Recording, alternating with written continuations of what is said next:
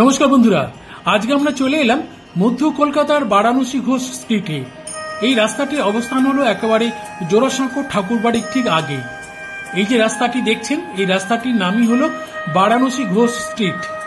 আর এই রাস্তা দিয়ে একটু ঢুকেই ডান দিকে যে মেরুন রঙের যে একটি একতলা দালান মন্দির আপনারা দেখতে পাচ্ছেন, মাথায় হলুদ রঙের চূড়া, সামনে দুপাশে দুটো, একদিকে কলা গাছ আর একদিকে চাঁপা গাছ রয়েছে।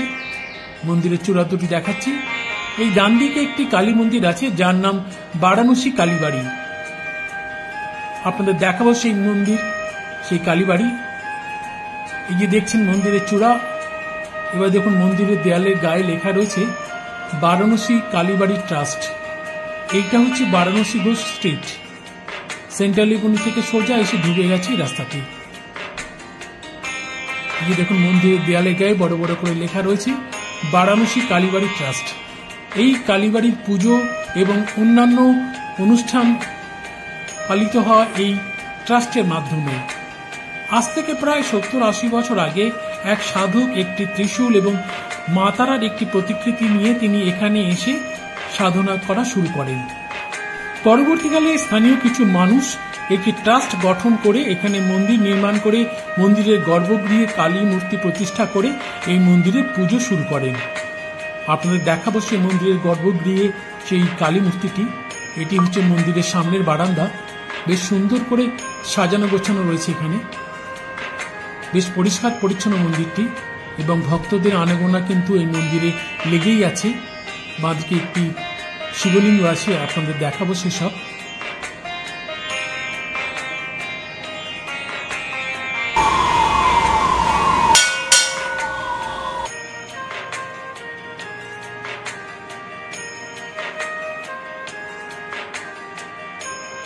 এই কালী মন্দিরটি সেন্ট্রাল এভিনিউর খুব কাছে অবস্থিত হওয়ায় রাস্তা দিয়ে যাওয়া বিভিন্ন গাড়ির আওয়াজ এই মন্দির থেকে শোনা যায়।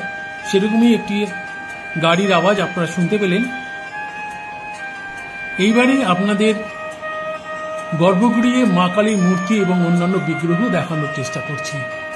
মায়ের মূর্তিটি ক্লোজে দেখাচ্ছে আপনাদের। খুব সুন্দর মায়ের মূর্তি। মা এখানে বসন পরিহিতা, চতুর্ভুজা। মায়ের মাথায় উপর মুকুট রয়েছে, গলায় নানা রকম ফুলের মালা রয়েছে। সকালবেলা থেকে পুজো হচ্ছে আর ভক্তরা যেসব মালা মাকে দিচ্ছেন পুজোতে, সেই মালাগুলি মন্দিরের পুরোহিত মায়ের গলায় পরিয়ে দিচ্ছেন। মায়ের মূর্তির উপরে একটি রূপোর ছাতা রয়েছে, তার উপর একটা চাঁদোয়া রয়েছে আপনারা দেখছেন।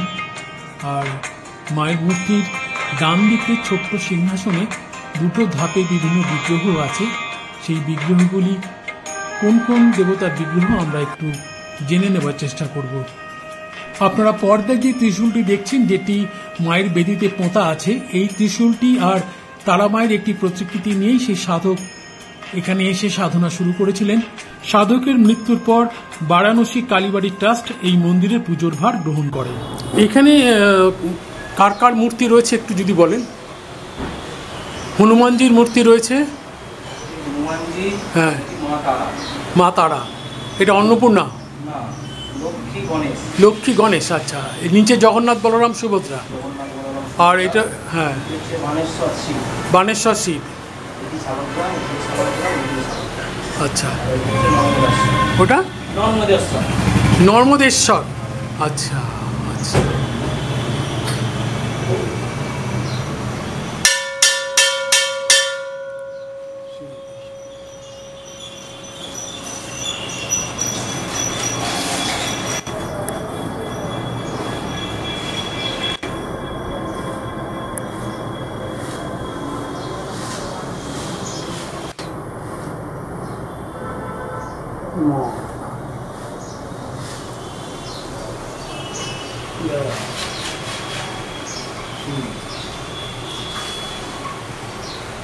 ঠাকুমশাই, আপনার নামটা একটু বলবেন?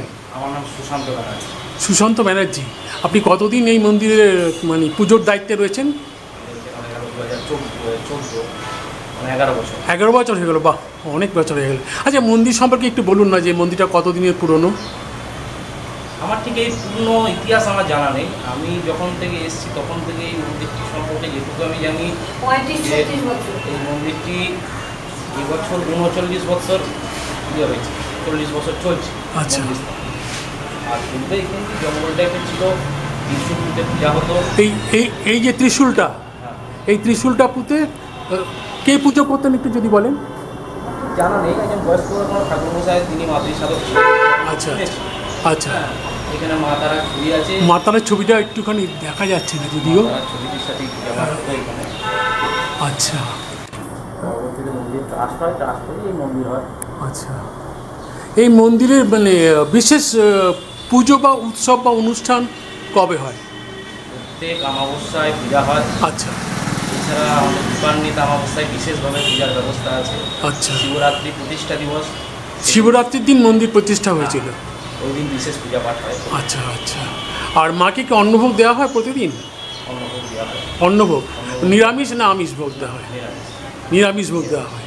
দীপান্বিত অমাবস্যাতেও নিরামিষ ভোগ দেওয়া হয়। আচ্ছা। আমাদের এখানে বলির প্রচলন ছিল, কিন্তু পরবর্তীতে কিছু বিঘ্ন হওয়ার জন্যে আচ্ছা সেটি বন্ধ হয়।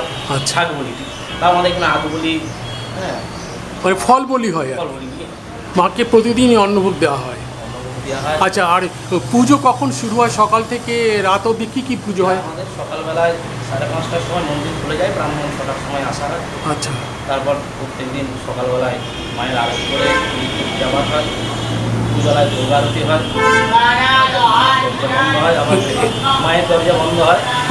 মোটামুটি 6:30 পৌনে 7টার সময় সন্ধ্যা আরতি হয়, আবার রাত্রি 9টার সময় আরতি দিয়ে মাকে শয়ন দেওয়া হয়। বা শীতলভোগ দেওয়া হয় না? সন্ধ্যাবেলাতেই ওই সন্ধ্যাবেলাতেই শীতলভোগ দিয়ে দেওয়া হয়। আচ্ছা, আপনি আমার প্রণাম নেবেন, শ্রদ্ধা নেবেন, খুব ভালো থাকবেন। খুব ভালো লাগলো আপনার সাথে কথা বলে।